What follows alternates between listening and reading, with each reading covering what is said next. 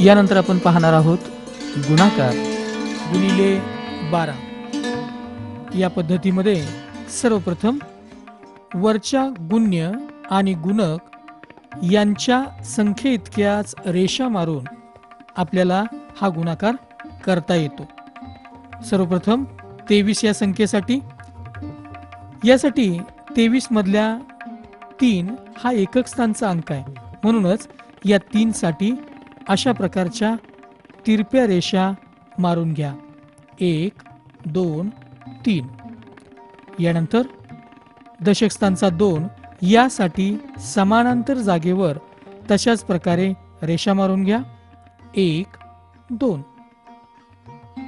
यानंतर गुणिले 12 यासाठी एकक स्थानी असणारा 2 या 2 साठी 2 रेषा मारायचे. 1 2. आणि दशक स्थानच्या 1 साठी फक्त 1 रेष. सर्वप्रथम एकक स्थानचा अंक मिळवण्यासाठी आपल्याला उजव्या कोपऱ्यामध्ये असणाऱ्या रेषांची बेरीज करावी लागेल. ज्या ठिकाणी रेषा छेदतात ती संख्या आपल्याला मोजायची आहे. 1 2 3 4 5 6 आणि आपल्याला संख्या मिळालेली आहे 6. यानंतर दशक स्थानचा अंक मिळवण्यासाठी 1 2 3 4 5 6 7. शेवटी शतक स्थानच्या अंकासाठी 1 2. अशा प्रकारे आपल्याला उत्तर मिळालेलं आहे 276. म्हणजेच कोणत्याही प्रकारचा पाढा न म्हणता आपण फक्त रेषेद्वारे अशा प्रकारचं गणित सोडवू शकतो.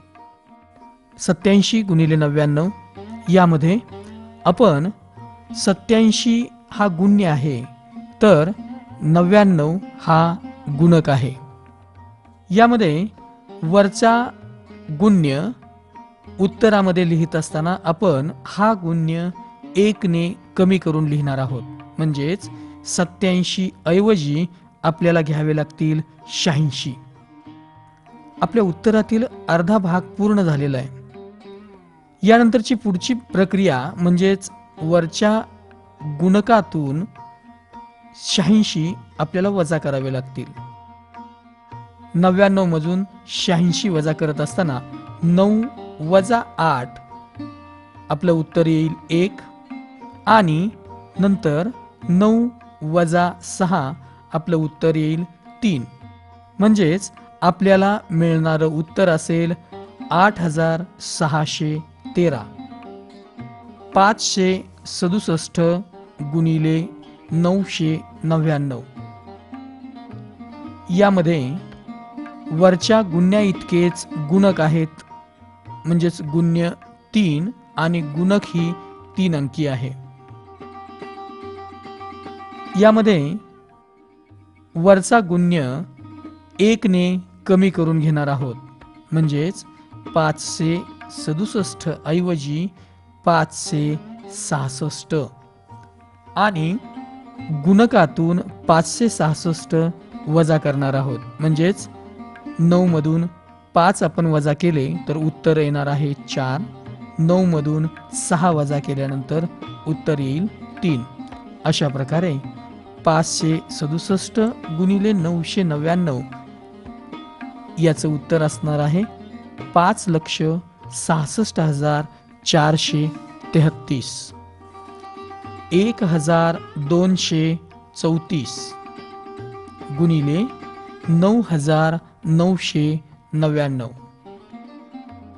यामध्ये वरचा गुण्य सर्वप्रथम आपण 1 ने कमी करून लिहिणार आहोत. म्हणजेच उत्तरामधला अर्धा भाग येईल 1233. यानंतर 9 मधून 1 वजा केल्यानंतर 8 येणार आहे. 9 मधून 2 वजा केल्यानंतर 7. 9 मधून 3 वजा केल्यानंतर 6 आणि 9 मधून 3 वजा केल्यानंतर 6. म्हणजेच आपलं उत्तर येईल 1,43,00,000. 23,38,766.